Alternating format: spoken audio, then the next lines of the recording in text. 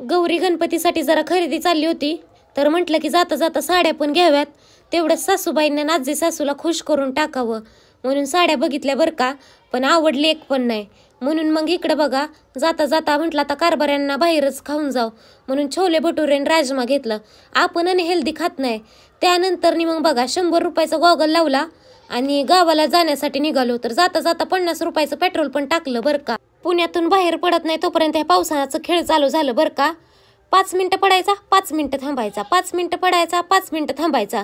आणि त्याच्यासोबत आम्हाला पण थांबायला लागायचं, कारण रेनकोट आमच्याकडे एकच आहे बरं का. त्यामुळं कारभाऱ्यांना म्हटलं तुम्हाला घालायचं असेल तर मला पण पाहिजे, मग दोघांनी पण घातलं नाही.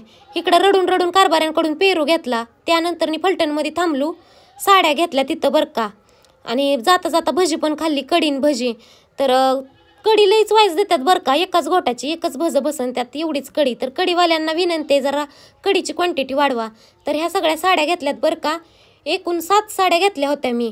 तर आता 7 माणसाला कशाला, तर 3 आमच्या तिघींना, 2 बहिणीला आणि मम्मीला, आणि 2 अशाच घेतल्या होत्या डबल रेग्युलरच्या बरं का, चांगल्या वाटल्या म्हणून.